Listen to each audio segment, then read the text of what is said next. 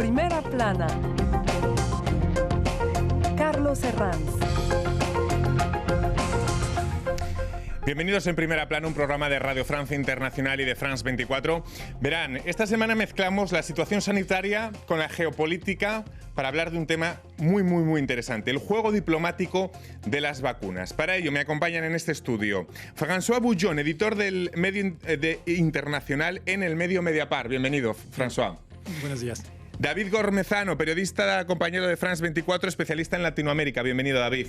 Buenos días, Carlos. Y en duples, desde Moscú, nuestro corresponsal, Xavier Colas. Xavier, buenos días. Hola, un saludo a todos y encantado de estar otra vez por aquí con vosotros.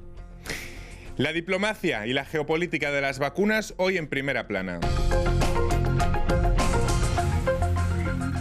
Las tan esperadas vacunas contra el coronavirus se han convertido en el campo de batalla diplomática entre las grandes potencias mundiales, con Rusia y China a la cabeza, sin olvidar, por supuesto, India, y con Europa y Estados Unidos en un segundo plano. Para potencias como China, Rusia o India, la carta del prestigio se juega en los países más pobres, donde se han impuesto como los proveedores de este escaso bien, mientras las potencias de Occidente, sumergidas en una nueva ola de la pandemia, reservan las dosis de las vacunas para su población. De todo ello vamos a hablar hoy en Primera Plana. Antes de este juego diplomático en plena crisis sanitaria. Antes vamos a repasar algunas portadas que lo ilustran. The Spectator, la guerra de las vacunas. Muy ilustrativa esta portada del tema que hoy vamos a abordar. Aquí en Francia, el diario Libération hace uno de sus juegos de palabras habituales con los problemas que está teniendo la Unión Europea con la vacuna de AstraZeneca y titula astracabadrantesco, un nuevo calificativo que a partir de ahora quizás podamos utilizar. También en Estados Unidos, el New York Times, el juego diplomático por las vacunas contra la COVID-19. India, China y Emiratos Árabes Unidos y otros países reparten donaciones en las regiones donde buscan tener influencia. Bueno, François, la vacuna contra el coronavirus, uno de los productos más demandados en estos momentos del mundo, no sé si podremos decir que se ha convertido en el gran elemento, en el elemento pilar ahora mismo del juego diplomático mundial. Sí, por supuesto. Como lo ha dicho, ocurre en un momento especial cuando grandes potencias como China, por ejemplo, se pone como una potencia mundial que puede competir con Estados Unidos. Entonces, ocurre en ese momento peculiar en el mundo. Y podemos ver que es una guerra de vacunas también con intereses geopolíticos, pero también intereses económicos y también con consideración sanitaria. David, ¿qué pretenden países como China, India o Rusia a través de esta diplomacia de vacunas? Bueno, en el caso de América Latina, por ahora solamente 4% de las vacunas a nivel mundial han llegado a América Latina. Entonces, es difícil para los países de América Latina conseguir AstraZeneca, Pfizer o Moderna. Y de forma natural, los vacunas de China y el Sputnik de Rusia, más baratas también, más económicas para países de la región, han encontrado gobiernos que están a la búsqueda de vacunar su población y han ofrecido sus productos en cantidad por ahora no muy importante, pero por ejemplo en el caso de Argentina el país vive a la expectativa de las llegadas de vuelos desde Moscú que traen vacunas. Todos los canales de televisión están ahí en el aeropuerto diciendo hoy ha llegado 300.000 dosis de la vacuna Sputnik. Y con mucha polémica que hubo en el país con la vacuna Sputnik. Y estrategia de parte de China o Rusia, no sé, pero demanda de los países de América Latina por vacunas vienen de India, vienen de China, vienen de Rusia. Hay una expectativa tremenda en los países. Pues vamos a irnos precisamente a Rusia con nuestro corresponsal Xavier Colas, porque los occidentales perciben no sé cómo decirlo, con un poco de recelo la diplomacia de Rusia basada en la vacuna anti-COVID, pese a que la Sputnik ya parezca haber convencido a los expertos independientes. En febrero la revista científica The Lancet confirmó su eficacia. Xavier, ¿cómo se defiende Moscú de este llamado oportunismo diplomático? Moscú siempre se ha agarrado a lo que publicó en su momento la revista The Lancet para defender que su vacuna es segura. Desde Rusia están muy interesados en tener algún tipo de presencia en la Unión Europea, no solo como cliente, sino también como productor de las vacunas. Rusia lo que critica es que existe una especie de cliché respecto a Rusia y que se le está pidiendo a la vacuna Sputnik algunas garantías que no se le está solicitando a algunas otras vacunas, como por ejemplo la Pfizer o la de AstraZeneca.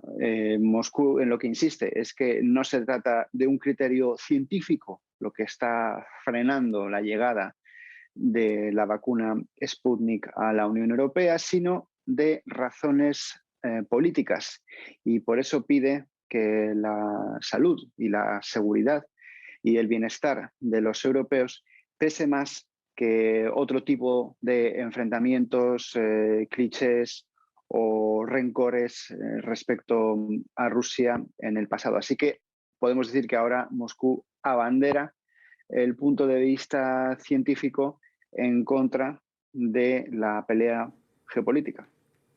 Sí, quizá, David, a propósito de lo que nos estaba contando nuestro corresponsal, quizá en Latinoamérica pesen menos esos clichés hacia Rusia y hacia lo que supone la vacuna que en los países europeos, y eso es lo que estamos viendo en la actualidad, ¿no? Seguramente, porque Rusia como China son socios económicos de países de Latinoamérica desde al menos 2 décadas.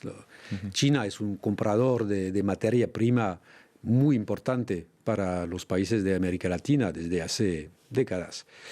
Y Rusia también es un socio de muchos países de Latinoamérica en el ámbito de la energía. Y, por ejemplo, de la energía nuclear. Hay convenios firmados con Argentina, con Bolivia, con el sector nuclear. Así que Rusia y China no son desconocidos, ¿no? Claro. No llegan así de la nada en América Latina. Tienen vínculos con países como Venezuela, como Cuba, con un aspecto muy político, pero en otros países, en Perú, en Chile, en Argentina, en Brasil,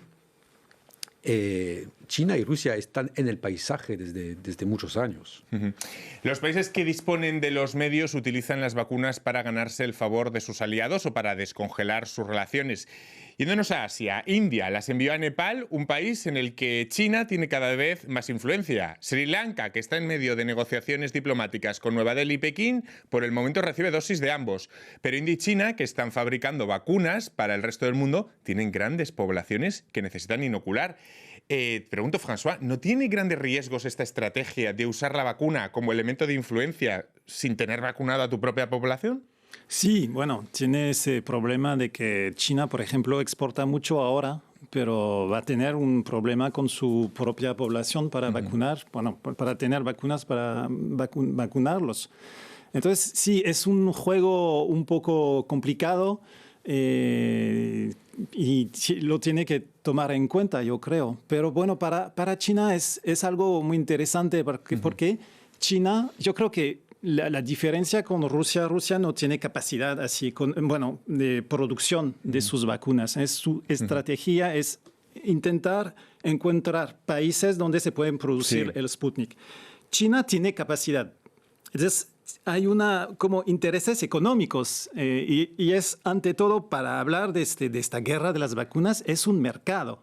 Y China puede suplir a la gente, a los países que necesiten, como dice David, esas vacunas. Porque, ¿cuáles son los 4 elementos para una vacuna? Es el precio, la capacidad de conseguirla rápidamente, la seguridad y la eficiencia. Entonces, esos 4 elementos son muy importantes para un país. Y China, por ejemplo, a veces consigue esos 4 elementos. Por ejemplo, en Chile fue uno de los países donde pudo dar a Chile, vender a Chile vacunas antes que los mayores productores de vacunas, que son los occidentales. Chile, que se está tomando como ejemplo de campaña de éxito junto a Israel, ¿no? Sí, Chile está muy exitoso en su campaña de vacunación. La tasa de contaminación está todavía muy elevada en Chile, así que los resultados no se ven muy claramente ahora. Pero Chile está siguiendo un camino, tiene una tradición de negociación con empresas privadas en el sector farmacéutico que le permitió avanzar rápidamente. Ahora Brasil, que es el gigante de Latinoamérica, tiene una postura en relato a vacunar y producir vacunas que está muy raro, y con un país tan grande que tiene un problema de contaminación tan elevado, es un problema también para los otros países, es un riesgo, un peligro para los otros países. Así que cada país tiene sus opciones y su política para conseguir vacunas, pero el tamaño de la pandemia en el continente debe ser controlada. Eso es un parámetro fundamental ahora. Vamos a volver a Moscú con Xavier Colas. Xavier, ¿espera Moscú obtener una ventaja gracias a la presión que se está produciendo ahora mismo en Europa, en el aumento de contagios y a la desunión respecto a algunos socios del bloque que negocian con Moscú de forma unilateral, como por ejemplo Austria o Hungría? Ya ha conseguido alguna ventaja con esa desunión, y es que por lo menos empiece el debate, que ha empezado ya hace tiempo. Y no solo se trata de que algunos socios comunitarios, como por ejemplo Hungría y Eslovaquia, ya estén comprando vacunas rusas por su cuenta, sin esperar al visto bueno de la EMA, es que también hay algunos líderes europeos que ya han dicho que, ¿por qué no?, usar la vacuna rusa en un futuro, sobre todo si recibe la luz verde del principal regulador. Existen algunos análisis que apuntan a que Rusia siempre está interesada en que haya algún tipo de desunión política dentro del seno de la Unión Europea, aunque solo sea porque Moscú siempre ha preferido una Unión Europea con menos contenido político, una, digamos, unión de fronteras, pero Moscú siempre ha preferido las relaciones bilaterales, país a país, no con la Unión Europea como conjunto, que muchas veces es vista en Moscú como una avanzadilla de la OTAN y, por lo tanto, una avanzadilla de Estados Unidos. Así que ya ha sido un primer paso para Moscú el que exista al menos ese debate, y además, bueno, desde instancias europeas incluso se ha mostrado interés por la vacuna rusa. Uno de los problemas es que Rusia desde el principio ni transfirió todos los datos que tenía sobre su vacuna, y luego a la hora de solicitar formalmente poder entrar en ese circuito de vacunas europeos tampoco lo hizo en tiempo y forma, a pesar del discurso oficial del gobierno ruso. Ahora se pueden intentar apurar plazos y correr, pero va a ser una cuestión, la de la vacuna rusa, que no se va a solucionar, ni muchísimo menos en 24 horas. Bueno, enseguida les quiero preguntar por este debate que se ha creado en Europa. Hacemos una breve pausa y continuamos hablando de la diplomacia de las vacunas en primera plana.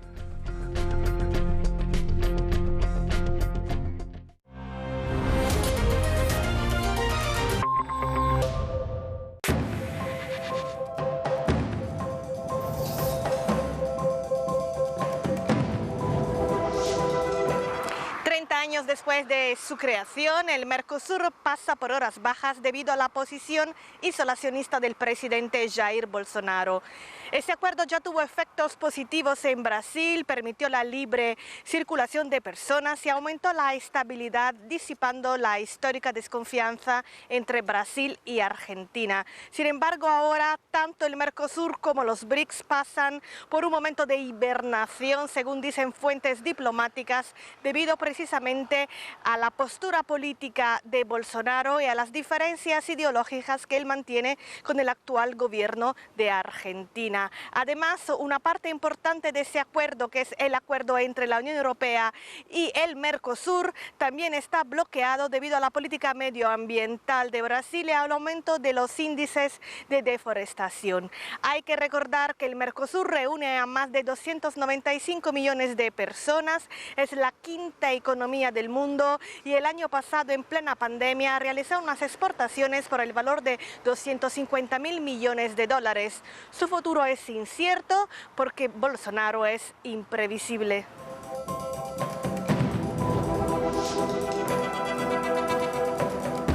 Con Argentina en la presidencia pro tempore, el Mercosur cumple 30 años en un contexto de crisis por la pandemia, pero también por cuestiones internas del bloque. Nació con la idea de avanzar hacia un mercado común y potenciar las economías de sus miembros. Hubo un primer impulso hacia esos objetivos y en lo social se mejoró la movilidad de las personas entre países del bloque con facilidades para residir y trabajar. Hoy en Argentina, sin embargo, muchos ven al Mercosur como un ancla, unos porque consideran la competencia de los productos brasileños, el más poderoso miembro del bloque, como una amenaza, y otros porque entienden que el Mercosur debe abrirse más al mundo y reducir barreras al comercio. Aunque por ahora están entancados importantes acuerdos de libre comercio con otros países, especialmente con la Unión Europea. En todo caso, a pesar de las críticas y en el marco de una creciente centralidad de China en los intercambios globales, el Mercosur y especialmente Brasil siguen siendo el principal socio comercial de Argentina.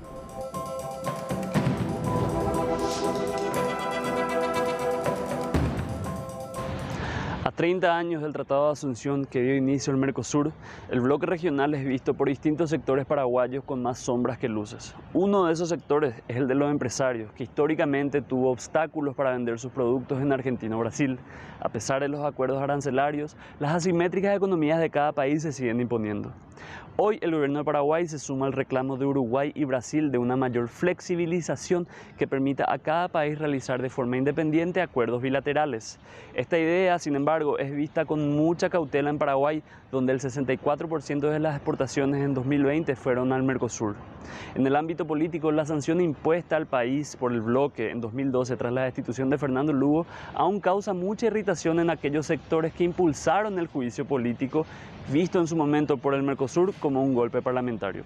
Finalmente, la incapacidad de una compra conjunta entre los países del bloque de vacunas contra el coronavirus desató aún más críticas en Paraguay, debido a que el país hoy se encuentra con uno de los peores registros de vacunación contra el COVID-19 en todo el continente.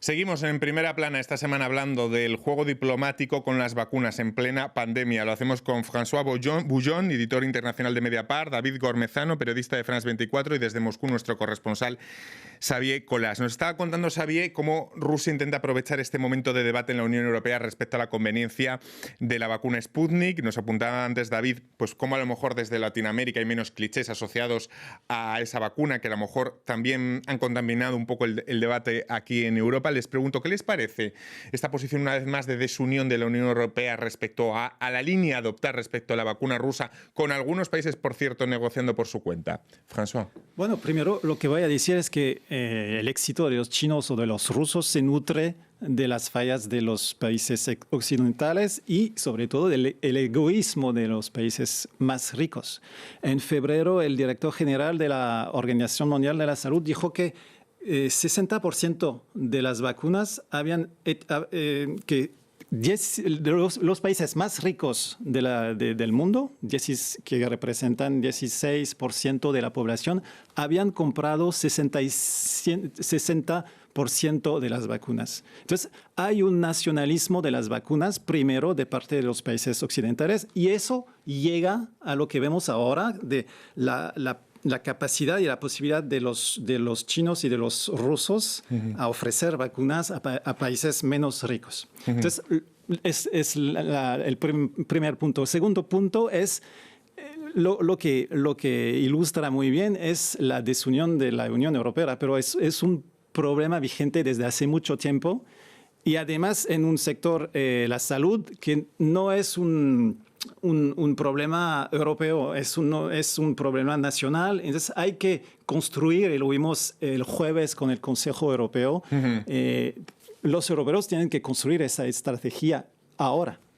Claro, porque la Unión Europea acusa al laboratorio AstraZeneca de no cumplir con sus compromisos, aunque probablemente el bloque europeo no negoció mal aquel contrato que decía siempre que sus capacidades se lo permitiesen, que es algo que se agarra siempre el laboratorio. Y ahora descubrimos que en el laboratorio escondían 29 millones de dosis en Italia. Se sospecha que para enviarles a Reino Unido, aunque luego AstraZeneca ha dicho que no era para Reino Unido, que era para COVAX. Bueno, todo esto no sé si va a acabar en una espiral judicial poco pragmática en estos momentos. Dijo ayer el presidente Macron que quizá la Unión Europea ha pecado de inocente, ¿no?, en todo este asunto. David. Puede ser. Y parece que en frente de Estados Unidos, que está con política de America First, y por ejemplo, las vacunas de Pfizer en Canadá vienen de plantas que están en Europa. Hay plantas de Pfizer en el lago Michigan, del otro lado de la frontera, pero la frontera está cerrada para vacunas que están fabricadas en Estados Unidos. También el Reino Unido tiene una política de UK First. Y ahora la Unión Europea está bajo presión de hacer lo mismo, de hacer una política de Europa First. Y yo creo que no quería hacer eso, que pensaba que que una estrategia global estaba para ponerse en marcha, y ahora está viendo que no, que cada país está con una postura muy nacionalista y está ahora por tener una política igual de Europa First, y después veamos. Claro, es que Europa dice que mientras Europa ha exportado millones de dosis a mercados extranjeros, esos otros mercados no han exportado, sino que han ejercido esa especie de proteccionismo. A partir de ese proteccionismo y ese egoísmo, estos países de los que hablamos hacen sus donaciones en un momento en el que Estados Unidos y otros países ricos están acaparando los suministros mundiales. Los países más pobres intentan conseguir los suyos, una disparidad que, según advirtió la Organización Mundial de la Salud recientemente, ha llevado al mundo al borde de un fracaso moral catastrófico. ¿Coinciden con esta apreciación? Introducimos ahora el elemento moral en toda esta historia. François. Sí, por supuesto. Lo que me llama la atención es el fracaso de COVAX, de ese sistema que supuestamente tenía que poner la vacuna como un bien común mundial. Y había así grandes discursos sobre la necesidad de compartir, de producir para los más pobres, pero bueno, es lo que decía antes, es un mercado así con intereses económicos más fuertes, con intereses privados. Entonces, en ese terreno, como dijo Boris Johnson, bueno, después dijo que bromeaba, pero dijo que el éxito de la vacunación en el Reino Unido se basaba en la codicia y el capitalismo. Y aquí estamos. Es una cuestión de capitalismo, de precio, de capacidad de maniobrar, de conseguir precios, Lo vemos con Estados Unidos. ¿Por qué hay ese éxito en Estados Unidos? Porque pusieron esfuerzos, pusieron dinero, hubo ese nacionalismo y ese es un éxito. Bueno, Macron habló hace unas horas también de riesgo, de que Estados Unidos ha puesto más riesgo para innovar, para crear que Europa y que hay que extraer consecuencias de ello. Vamos a volver a Moscú porque antes se refería François a los dos modelos distintos entre China y Rusia. Más que exportar la vacuna, Rusia quiere firmar acuerdos de producción en el extranjero para poder reservar sus capacidades al abastecimiento de la población rusa. Xavier Colas, Moscú, ¿cómo se articula esa producción exterior de Rusia? Para Sputnik es muy importante la producción en el extranjero. Hay que recordar que la vacuna Sputnik está creada por un laboratorio ruso, es el centro Gamaleya, que no tiene la infraestructura, por ejemplo, que podríamos esperar en el caso de una farmacéutica mundialmente conocida como Pfizer. Esto hace que, aunque han hecho un buen trabajo investigando y consiguiendo una vacuna propia, no pueden producirla, no tienen ese músculo de producción que tienen otras vacunas, al menos de momento. Va a llevar tiempo. Por eso Rusia ha puesto muchas esperanzas en algunos acuerdos en el extranjero y ahí destaca, por ejemplo, el caso de India, que es la gran esperanza para poder producir la vacuna Sputnik para otros países con los que ya se han comprometido, porque hay que recordar que Sputnik, por ejemplo, está llegando a Argentina, a México y también ha hecho importantes acuerdos con otros países de América Latina. Para poder cumplir esos compromisos, Rusia necesita producir en el extranjero, pero obviamente esto no es cuestión de días porque hace falta cerrar un acuerdo, que se cree la infraestructura y también hacer lo que llaman en el sector la transferencia de tecnología, es decir, los conocimientos que ahora mismo están en Rusia, transferirlos para que el medicamento sea exactamente el mismo, la vacuna que se está produciendo en Rusia. Desde ese punto de vista es muy fácil entender por qué a Moscú le interesa tanto la luz verde en Europa, la autorización, el visto bueno de la EMA en Europa, porque la Unión Europea siempre va a dar prioridad a vacunas que se produzcan en suelo europeo por una cuestión logística. Así que si Rusia recibe luz verde de la EMA, será todavía más fácil pensar en plantas de producción en suelo europeo. Ya hay un acuerdo firmado con Italia y sabemos que se está negociando, por ejemplo, con una empresa en Galicia, en el norte de España. Moscú asegura que lleva a cabo conversaciones con varios países europeos. Lo que en realidad estamos hablando es de empresas que quieren producir la vacuna rusa, hacer negocios, su sector, por supuesto, ganar dinero. Pero esto, insisto, no va a ser algo que ocurra de la noche a la mañana porque en cada caso del nuevo productor, en cada caso de contratista, también tiene que ser verificado por la EMA. Esto a corto plazo parece muy farragoso y muy difícil de conseguir, es verdad que va a haber que esperar, pero sí que puede ser una opción interesante a medio o largo plazo porque dentro de un año Rusia sí que puede ser un importante productor de vacunas. Claro, es que como nos cuenta Xavier, a Rusia le interesa toda la infraestructura ya creada. Para Rusia, Europa es un mercado absolutamente muy atractivo. Sí, sí, más allá de la cuestión económica, es la cuestión industrial y el poder que puede representar tener vacunas así y conseguir ventajas. La OMS aseguró que cada día que pasa la inequidad para el acceso a las vacunas contra la COVID es cada vez más notoria.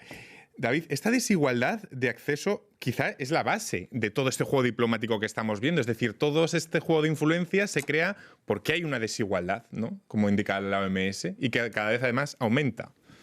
Estamos en una situación de desigualdad absoluta. Como yo decía, 4% de las vacunas a nivel mundial han llegado a América Latina.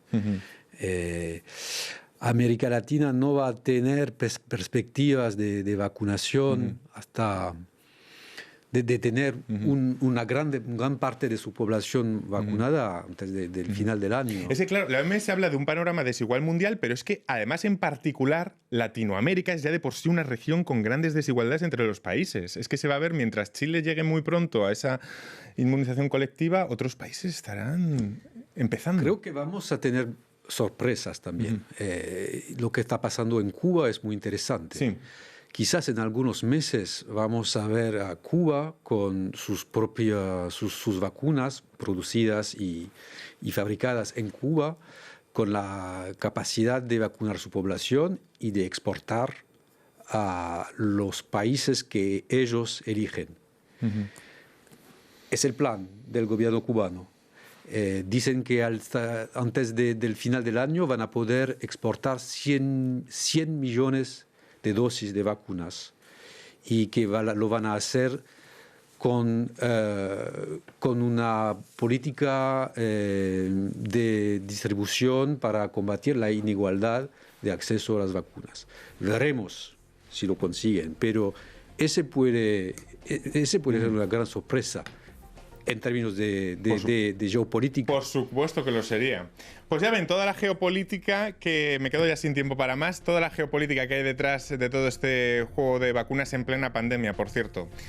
Dice mucho de cómo está el mundo. Muchísimas gracias a todos y a todos ustedes. Hasta la semana que viene aquí en Primera Plana. Gracias.